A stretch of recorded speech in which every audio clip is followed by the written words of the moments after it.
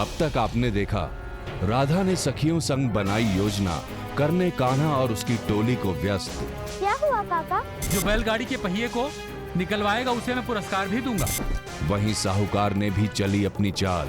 क्यों छगन, कार्य हुआ? हाँ सेठ जी, मैंने बैलगाड़ी में रखी मटकियों में माखन के स्थान पर विषैले बिच्छू रख दिए थे। उधर जल क्रीड़ा कर रही राधा पर आया एक संकट। बचाओ, मेरी सहायता करो। प्यारे बचाओ, प्यारे बचाओ। और कान्हा ने बचाए राधा के प्राण। राधा, तुम ठीक हो ना? वहीं किया धानुपति के षड्यंत्र का अंत। वहीं दानवों के महागुरु शुक्राचार्य ने किया आह्वान एक नए महादानव का, करने कान्हा का अंत। कान्हा, तुम कहाँ चले गए थे? वो सब छोड़ो मित्रों, पहले ये बताओ, दाऊ और मेरा माखन कहाँ है?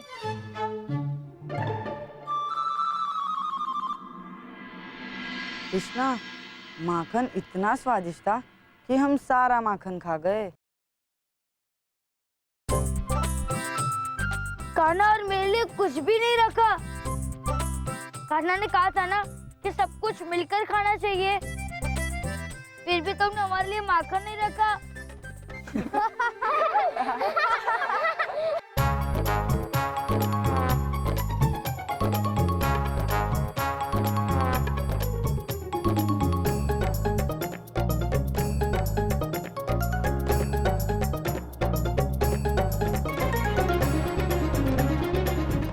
ये लीजिए दाऊ। हम तो उपहास कर रहे थे। हमें अपनी टोली के नियम अच्छे से पता है दाऊ। कान्हा, अब तो बता दो, तुम अकस्मात कहाँ गए थे? जिसके कारण हमें माखन मिला है, मैं उसका धन्यवाद करने गया था। जिसने ये माखन दिया है, उस गाड़ी वाले काका को तो हम पहले ही धन्यवाद दे चुके हैं। किंतु हमें ये माखन उन गाड़ी वाले काका के कारण नहीं मिला है। दाऊ, आज पेट भर के माखन खा लीजिए। वैसे भी घर जाकर तो हमें मैया की डांट सुननी है। अब तो हमने अत्ता ही काले किया है कान्हा, फिर तुम्हें ये तो काकी क्यों डांटेगी? भला तुमने ऐसा काले क्या किया है? मैया, आपको पता है, कान्हा ने मेरे और मेरे मित्रों के वस्त्र चुरा लिए थे और फिर हमें ठंडे ठंडे पानी में रहना पड़ा। राधा, तू चिंता मत कर। कहाँ जाएगा वो? दाऊ, छिपो। जैसे ही वो घर के भीतर आएगा, मैं उसे अच्छे से डांटूंगी।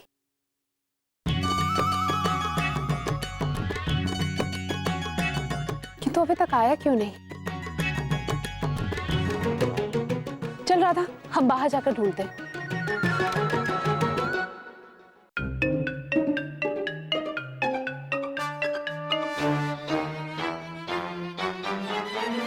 किंतु काकी, कान्हा से पकड़ में नहीं आने वाला। अगर कान्हा ने हमें द्वार पर देख लिया तो फिर वो पीछे के द्वार से भीतर चला जाएगा। मैं ऐसा करती हूँ काकी, मैं पीछे के द्वार पर खड़ी हो जाती हूँ और आप यही रहो। हाँ हाँ राधा, तू सही कह रही है। जा, तू पीछे के द्वार पर खड़ी हो जा। जा।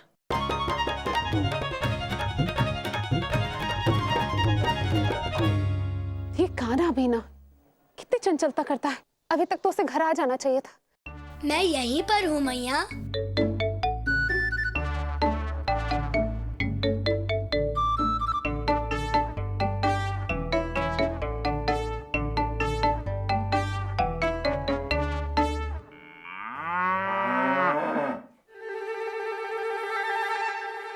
गैया की आवाज? कहीं कान्हा गौशाला में तो नहीं है? गैयों को बांध रहा होगा। मैं जाकर देख कर आती हूँ। दाऊ, यही अच्छा अवसर है, अंदर चले जाते हैं। चलो चलो। कान्हा, कान्हा, कान्हा, कान्हा तो यहाँ भी नहीं है। जाएगा कहाँ? यहीं कहीं छुपा होगा। आ जाओ तुम कान्हा, काकी तुम्हारी प्रशंसा भी करेगी, उसका स्वागत भी करेगी।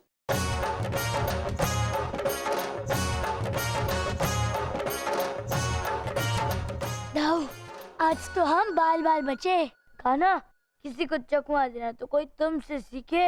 हाँ दाऊ, इस संसार में माँ के सिवा हम किसी को भी चकमा दे सकते हैं। ये क्या कह रहे हो कान्हा? आप अभी तो मैया को चकमा देकर आए।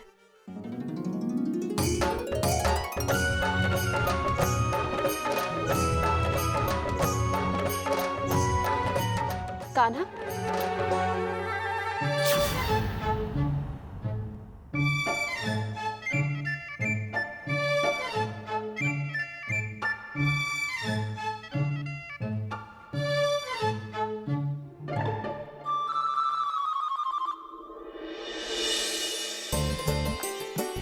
और करो ठिठोली।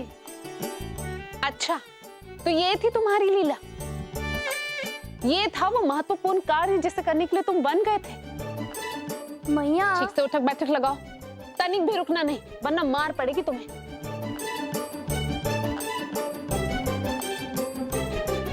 काकी, मेरे विचार से तो आपको इसे दंड देना चाहिए। वो आपकी सरलता का अनुचित लाभ उठा रहा है। हाँ राधा, तुम बिल्कुल सही कह रही हो। दंड तो मुझे इसे देना ही चाहिए। और तेरा दंड ये है कि तू आज के बाद यमुना तट पर जाएगा ही नहीं।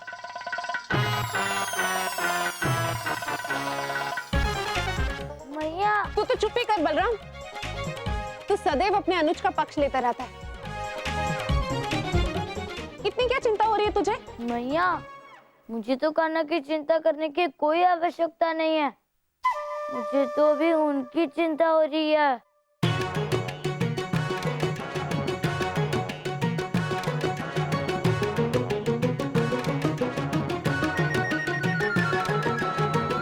ये समय इतना धीमे क्यों चल रहा है? कब समाप्त होगी मेरी ये प्रतीक्षा?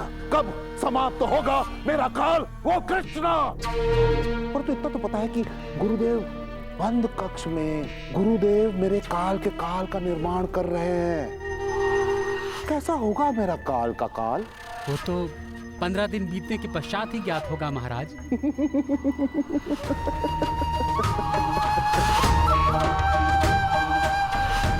मैं मथुरा नरेश कंस हूं। मुझे जाकर देखना है कि मेरे काल का काल कैसे दिखता है।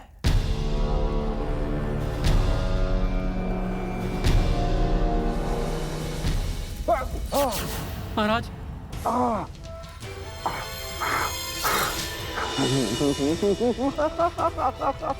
आप कुशल तो है ना? कुशल हूं मैं, परंतु गुरुदेव जिस कक्ष के भीतर कर रहे हैं ना, उससे मेरा काल वो कृष्णा कुशल नहीं रहेगा।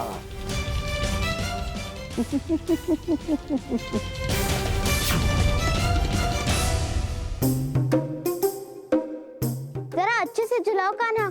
जानती हूँ बहुत क्रोध आ रहा होगा ना तुमको, पर क्रोधित होने की क्या बात है?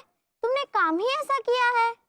झूला झुलाना भी अपने दंड का ही हिस्सा समझो। जब तक मैं ना कहूँ झूला रुकना नहीं चाहिए।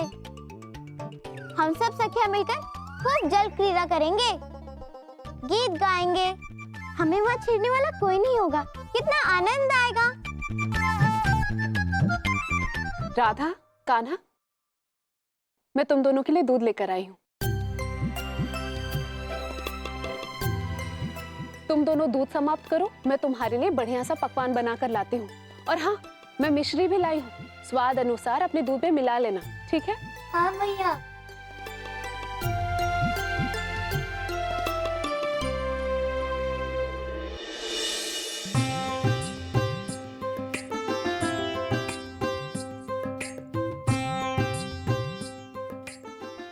ये लो राधा, दूध पी लो। मुझे मिश्री वाला दूध अच्छा नहीं लगता कान्हा, मुझे बिना मिश्री वाला दूध दो। राधा, एक गुट मिश्री वाला दूध भी तो पीकर देखो। ये मीठा दूध लो। ये तुम्हारी कोई नई चपलता तो नहीं है कान्हा? नहीं नहीं राधा, कोई चपलता नहीं कर रहा। ये लो।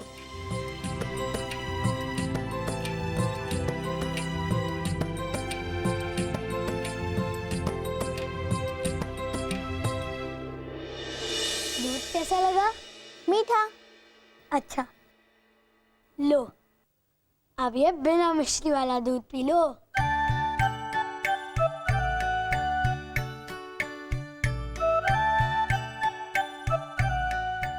लो अभी थोड़ी सी मिश्री खा लो। ये क्या कर रहे हो कान्हा?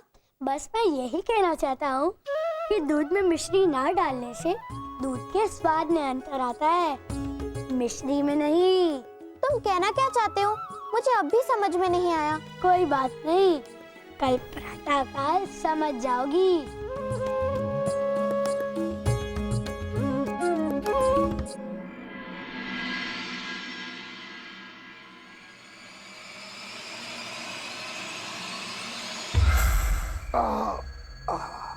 इसीलिए मैं महाराज आपको रोक रहा था, पर आपने सुना नहीं। मेरे ना रुकने से मेरा हाथ तो चल गया, परंतु मेरे ना रुकने से मेरे मन को संतोष मिला। इस कक्ष के भीतर गुरुदेव जो भी कर रहे हैं उचित कर रहे हैं। बस 15 दिन की प्रतीक्षा उसको अपने स्वयं देखना चाहूंगा। गुरुदेव मेरे काल के काल को ऐसा बनाते हैं। बहुत अधिक उत्सुक हूं मैं, बहुत अधिक। वो तो ठीक है महाराज, परंतु क्या इतने दिन बीत जाने तक कृष्ण को खुला छोड़ना क्या उचित होगा? अर्थात साहूकार के पास जिस संदेशवाहक को आपने भेजा था वो लौट आया है और उसने बताया कि उस मायावी कृष्णा की लीलाएं अब भी चल रही हैं। आपको उस कृष्ण पर अंकुश रखने के लिए वहां पर किसी न किसी को भेजना होगा।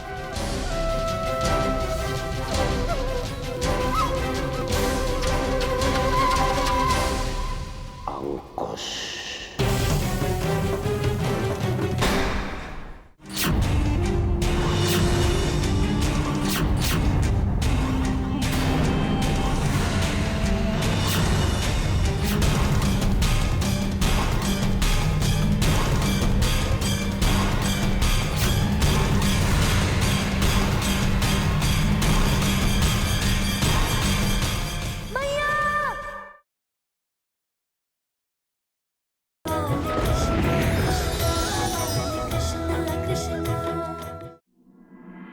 कान्हा, मामा से तो अब तक नहीं सुधरे।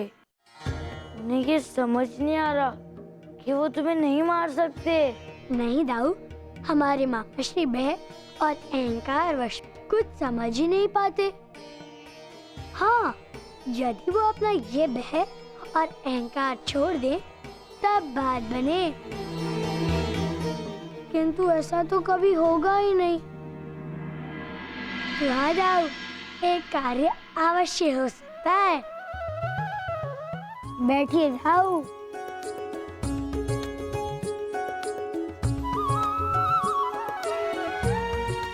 ये क्या है कान्हा?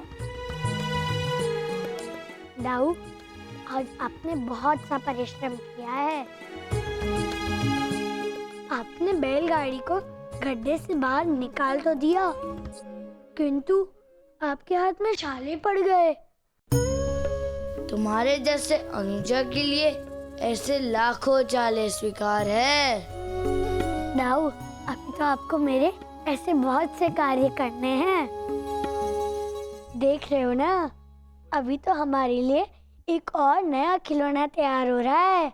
हाँ कान्हा, पहले की भांति इस खेल में हम ही जीतेंगे। किंतु हमारे और अन्य खेलों का क्या होगा? यदि तुम यमुना तट पर नहीं जाओगे तो फिर मैं भी यमुना तट पर नहीं जाऊंगा। नहीं दाऊ, आपको वहाँ जाना होगा। यदि गाय हरा भरा चारा नहीं खाएगी तो मुझे बहुत दुख होगा दाऊ। और वैसे भी यदि मनोरम प्रकृति मुझे पुकारेगी तो मुझे वहाँ अवश्य ही जाना होगा। और मेरा क्या है, मैं तो कभी भी हवा के झोंके की बाकी यहाँ से वहाँ आ जा सकता हूँ।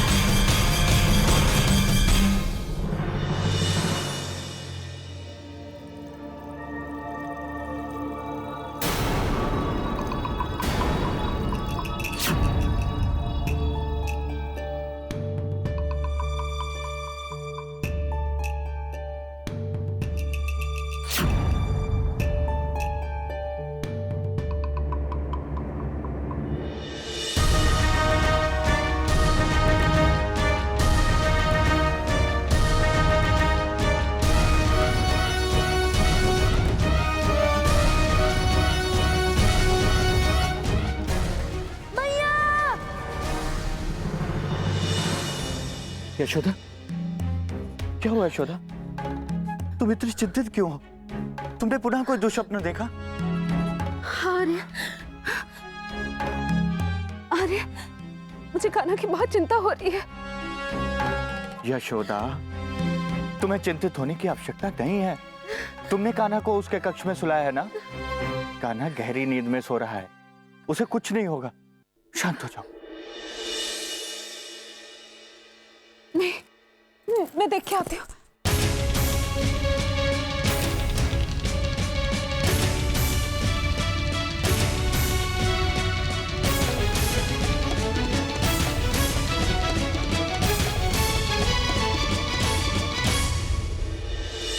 मैया, कान्हा, मेरा लल्ला।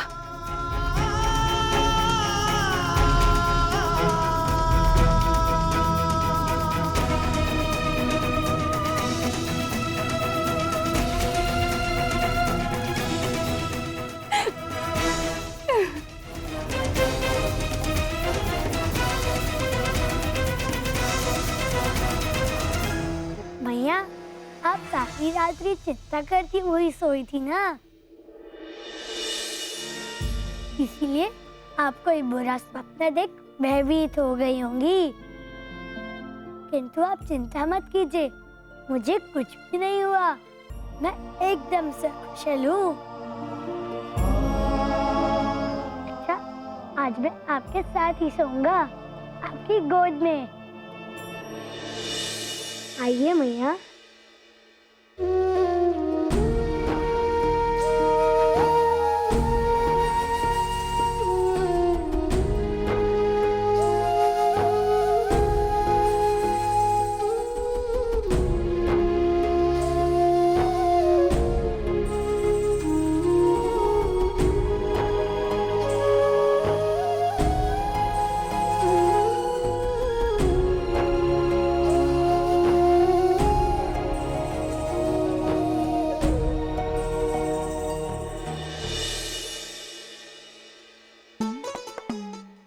आज का ना यमुना में हमें छेड़ने नहीं आएगा। तुम्हें ऐसा नहीं करना चाहिए था राधा।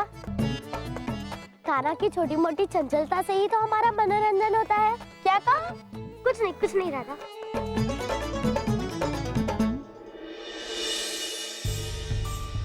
आज आपकी नटखट टोली बड़ी गंभीर लग रही है दाऊ। हाँ, खाना के बिना तो सब कुछ सुना सुना सा है। राधा, तुम्हें काम क्यों नहीं करती? तुम मैया से कहकर खाना को दंडमुक्त करवा दो ना। खाना के बिना यमुना तट पर जाना जैसे नमक के बिना भोजन। दाऊ, जब वो चंचलता करता है तब आप उसे कुछ नहीं कहते। नहीं दाऊ, इस बार कान्हा को उसके किए का दंड मिलने दो।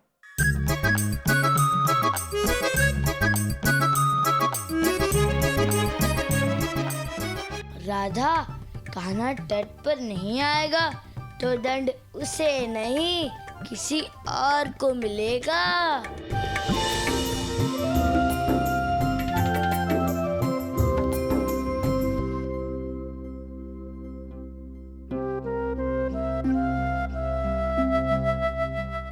कहीं मैं कोई बुरा स्वप्न तो नहीं देख रही?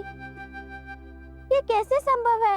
यमुना का जल इतना शांत क्यों है? लगता है जैसे ये जम गया हो। हाँ राधा, आज की ये शांति उदासी से भरी क्यों लग रही है?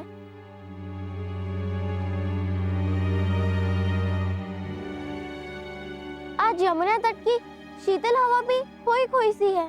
साथ में पेड़ पौधों की हरियाली भी जैसे फीकी पड़ गई है। ना रोज की भांति यहाँ पक्षी चहचहा रहे हैं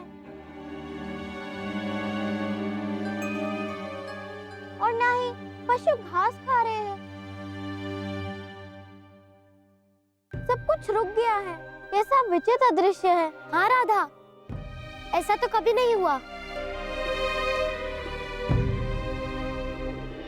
उस कृष्णा पर अंकुश लगाना अति आवश्यक है। इतना कुछ तो करना ही होगा। परंतु क्या महाराज? आघासुर, वो केवल सर पे नहीं अजगर है। और आघासुर से कहो कि मथुरा नरेश कंस स्मरण कर रहे हैं उसका।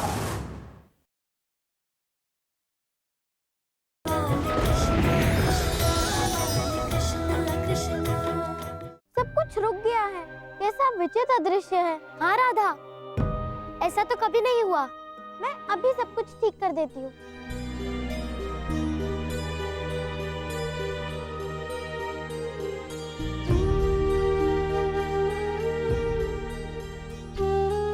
तुम प्रतिदिन की भांति लहरा क्यों नहीं रही हो? हवा के साथ नाचती क्यों नहीं? पंछियों, यमुना के तट पर तुम तो अपनी ध्वनि में चहचहाते हो। आज तुम भी चुप क्यों हो? पंछियों, चहचहाओ ना।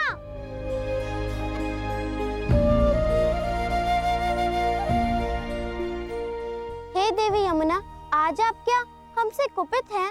प्रतिदिन की भांति अब सजीवता से बह क्यों नहीं रही?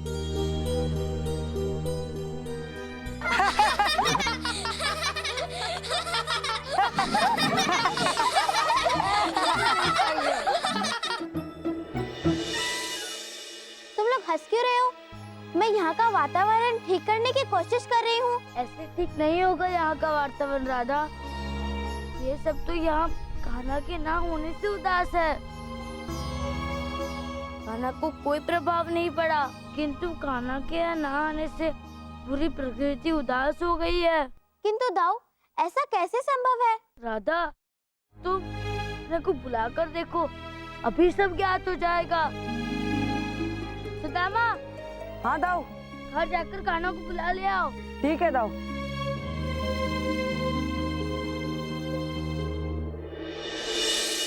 यशोदा, हाँ अरे आई। यशोदा, मैं जा रहा हूं।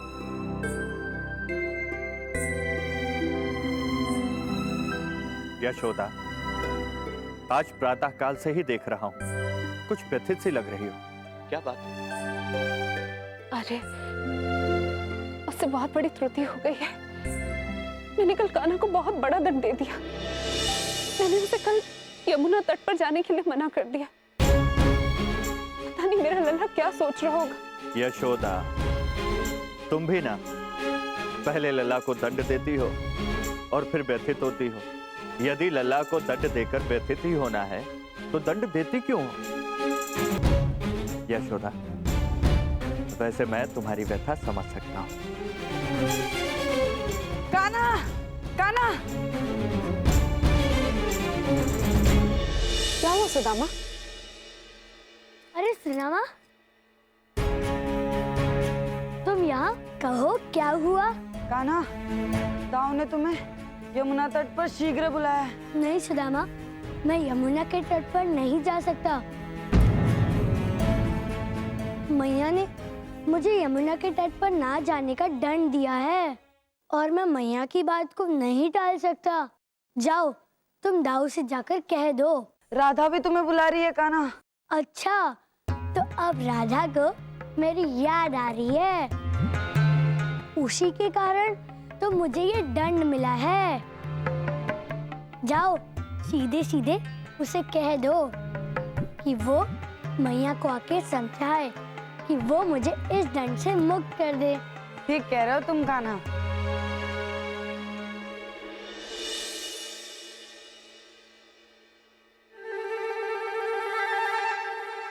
क्या हुआ सुदामा, तुम अपने साथ कान्हा को नहीं लाए?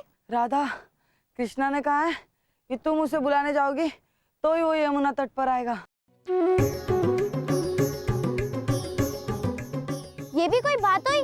मैं नहीं जाऊंगी उसे मनाने। यदि तुम कान्हा को नहीं मनाओगी तो ये प्रकृति भी हमसे यूं ही रूठी रहेगी और हमें ये भी तो ज्ञात करना है कि इस घटना का संबंध कान्हा के यमुना तट पर आने से है या फिर नहीं। ठीक है दाऊ, किंतु मैं आपके कहने के कारण ही जा रही हूँ, अन्यथा मैं उसे नहीं मनाती। चलो सुदामा।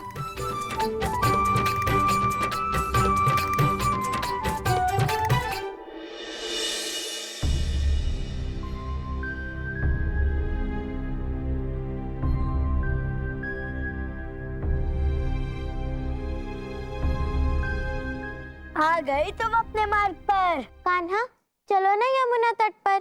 अच्छा, पहले तुमने ही मेरा यमुना तट पर जाने का निषेध करवाया था और फिर अब कहती हो कि चलो यमुना के तट पर।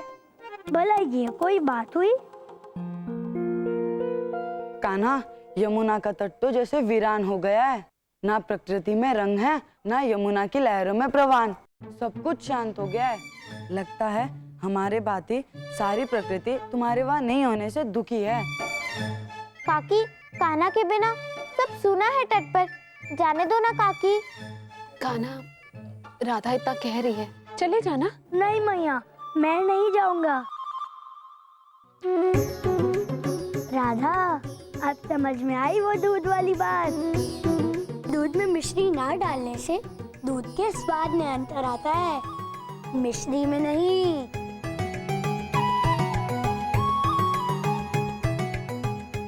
चल रहे हो ना कान्हा, चलो ना। नहीं, मैंने कब कहा कि मैं चल रहा हूँ? अभी तक तो तुमने मुझे मनाया भी नहीं। चलो पहले मुझे तनिक झूला झुलाओ, तब सोचेंगे कि चलना है या नहीं।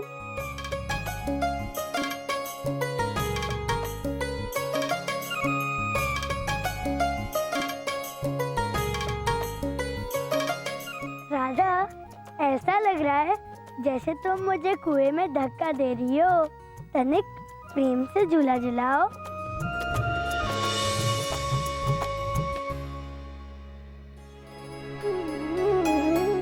चलो अब यमुना के तट पर चलते हैं। उस कृष्णा पर अंकुश लगाना अति आवश्यक है। कुछ न कुछ तो करना ही होगा। परंतु क्या महाराज? आघासुर, वो केवल सर पे नहीं, अजगर है। जिस किसी को अपने बंधन में ले लेता है तो मृत्यु ही देता है, और जिस किसे निकलता है तो उसके बालों को भी पचा लेता है।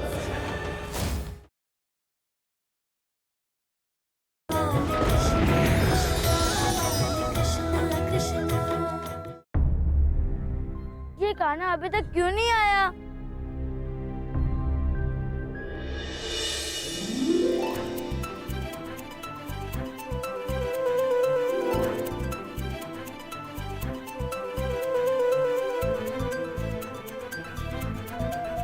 राधा, देखना चाहोगी दूध में मिश्री मिलाने से क्या हो सकता है? हाँ हाँ, आज मैं भी देखती हूँ क्या होता है कान्हा।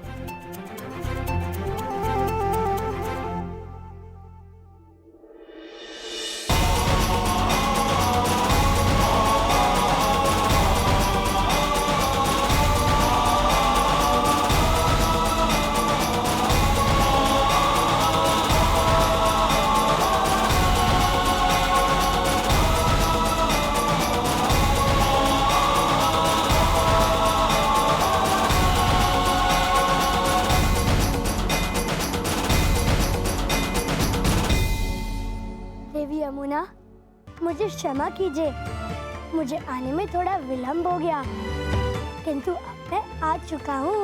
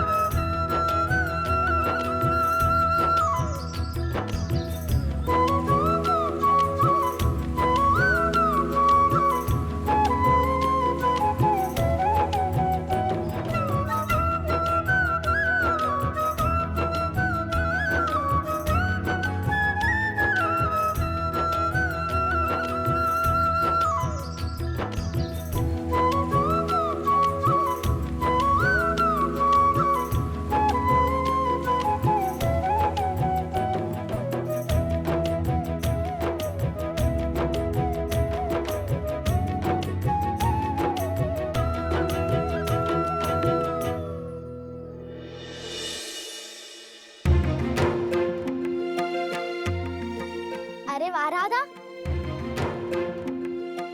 खाना के आते ही सब कुछ वैसा ही हो गया। पंछी चचचाने लगे। हाँ, यमुना में फिर से जल तरंग उठने लगी। हवा भी बह रही है राधा। कान्हा के आते ही चमत्कार हो गया। ये कैसे हो सकता है? चलो अब हमारे साथ खेलने चलो। चलिए दाऊ। हाँ कान्हा, चलो।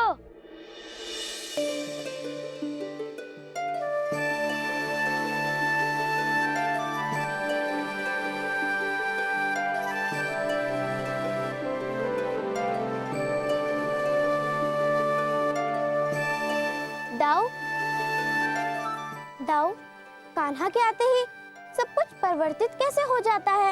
ये कैसी माया है कान्हा की? राधा, ये तो कान्हा के लिए बहुत ही छोटी सी बात है। वो अलग है, हम सबसे अलग। वो हम सभी के दुख हरना जानता है। और कान्हा बड़ा ही साहसी है। उसने बड़े बड़े असुरों का वध भी किया है। और एक बार तो उसने गाय के रूप में आए वत्सासुर जैसे भयानक राक्षस का अंत भी किया है। वो अपने मोहक रूप से और पराक्रम से सबके दुख को हरना जानता है। इसलिए प्रकृति भी कान्हा के आस-पास होने से प्रसन्न हो जाती है। राधा, समझी कुछ?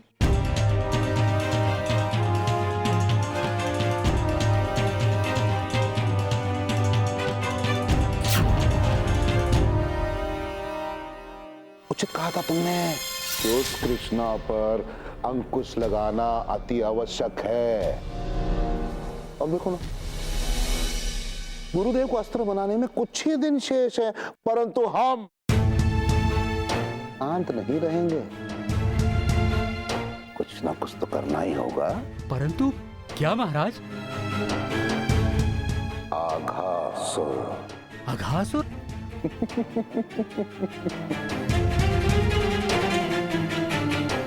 वो केवल सर पे नहीं, अजगर है।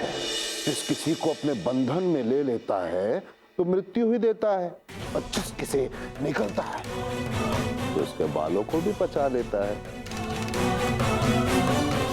शीघ्र जाओ और अगासुर से कहो कि मथुरा नरेश कंस स्मरण कर रहे हैं उसका।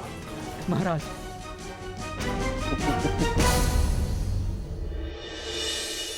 आघासुर।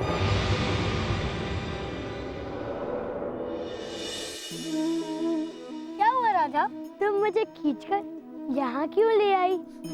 पता है क्रीड़ा में कितना आनंद आ रहा था। तुम तो बड़े आदर्श वाले बनते हो। ये करो, ये मत करो।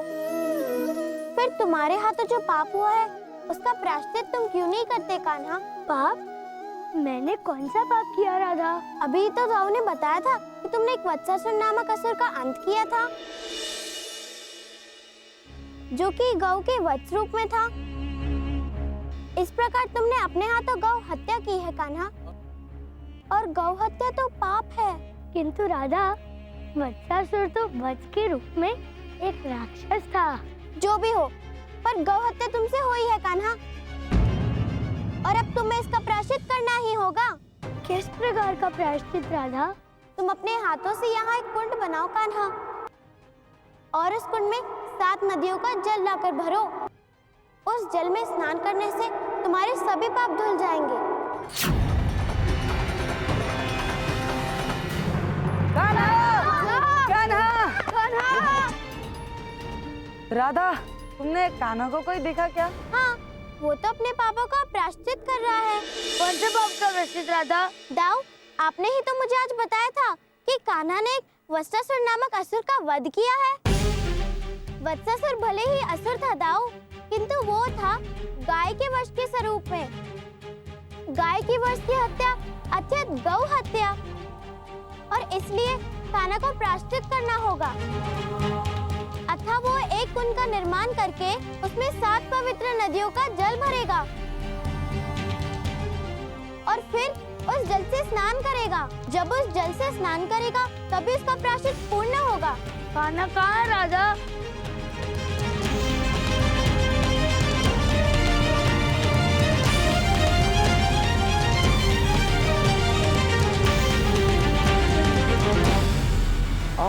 बकासुर, यदि तुम्हारी शुद्धा समाप्त हो गई हो तो मानव रूप में आ जाओ। मेरी क्षुधा तो तब शांत होगी मेरे सहोदर भाई बकासुर कि हत्यारे कृष्णा को अपना ग्रास नहीं बना लेता। कृष्णा का काल तो आपके समक्ष है महाराज। मैं अभी वृंदावन जा रहा हूँ।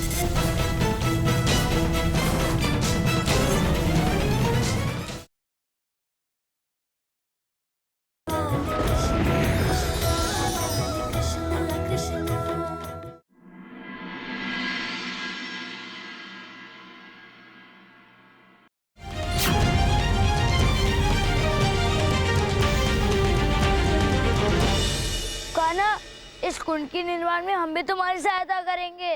नहीं दाऊ, ये कार्य मुझे स्वयं करना होगा। इसमें तुम सब मेरी सहायता नहीं कर सकते। किंतु तुमने तो कहा कान्हा कि हम सबको साथ में मिलकर कार्य करना चाहिए, तो अब तुम हमें क्यों रोक रहे हो? क्योंकि मुझसे पाप हुआ है। हमारे पाप के कर्मों के उत्तरदायी हम ही होते हैं। हाँ, पाप का प्रायश्चित अकेले ही किया जाना चाहिए। क्या तुम नहीं चाहते कि मैं पाप मुक्त हो जाऊं मित्र?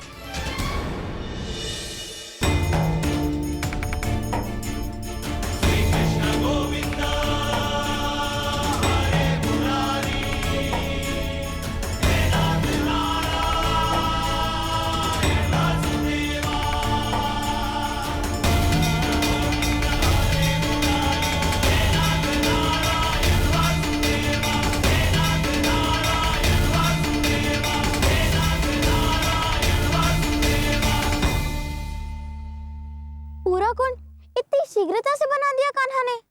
राधा, तुमने सब कुछ कान्हा की परीक्षा लेने के लिए करवाया है ना? क्षमा चाहूंगा, तुमने गलत व्यक्ति का चुनाव किया है।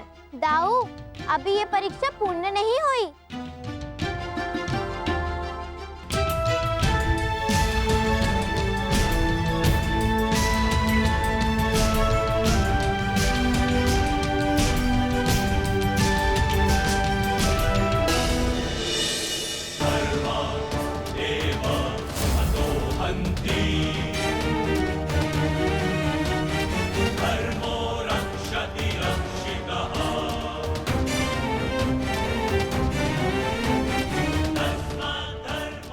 राधा, कान्हा 7 नदियों का जल कैसे लाएगा? ये तो कितना कठिन कार्य है। कठिन है तभी तो। देख लेना, कान्हा ये कार्य नहीं कर पाएगा।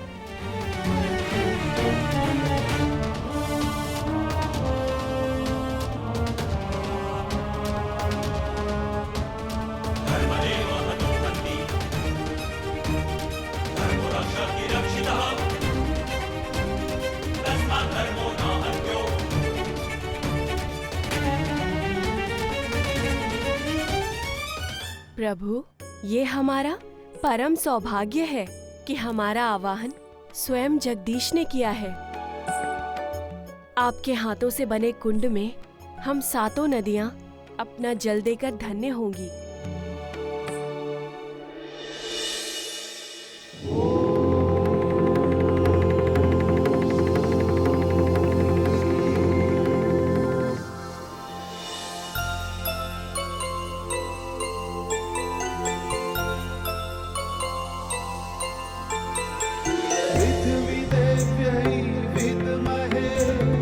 सहस्रमूर्तये धीमहि तन्नो पृथ्वी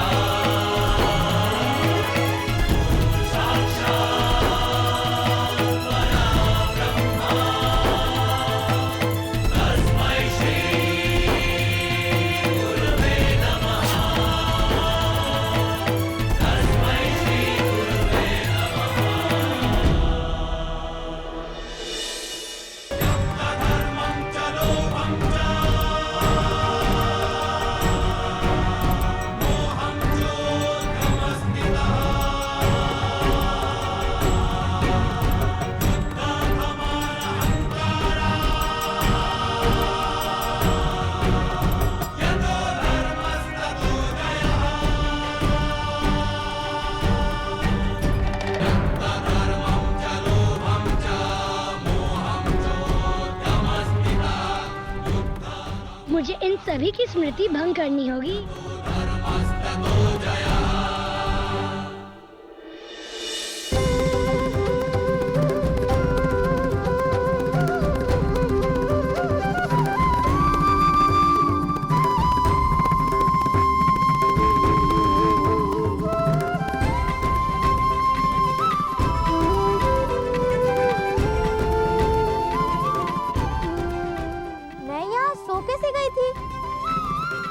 मुझे भी कुछ स्मरण नहीं हो रहा है राधा। तुमने इस कुंड में 7 नदियों का जल कब भरा कान्हा? मुझे कुछ स्मरण क्यों नहीं हो रहा है? और ये क्या, तुम इस जल से स्नान तक कर चुके हो? मुझे तो लगता है कि तुमने कोई छल किया है, अन्यथा इतनी शीघ्रता से ये कार्य कैसे संभव है? राधा, चाहे मैं कितनी भी परीक्षाओं में सफल हो जाऊं, किंतु तुम मुझ पर संदेह करना कभी नहीं छोड़ोगी। अभी तो मैंने सब कुछ तुम्हारे सामने ही किया राधा। अब कहो, अब मैं इस पाप से मुक्त हूँ ना?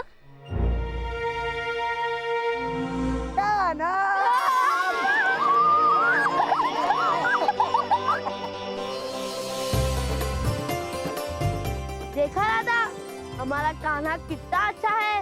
उसने 7 नदियों के जल का कुंड भी बना दिया। तुम चाहो तो इसमें स्नान करके अपने पापों से मुक्त हो सकती हो। हाँ हाँ राधा, हम भी इस जल में एक डुबकी तो लगा ही लेते हैं। हम क्यों ना इस कृष्णा के कुंड में? यदि कृष्णा अपनी बांसुरी के स्वरों से कुंड बना सकता है, मैं भी अपने कंगन से खोदकर कुंड बना सकती हूँ। जैसे ही कृष्णा कुंड बना है, वैसे ही अब राधा कुंड बनेगा।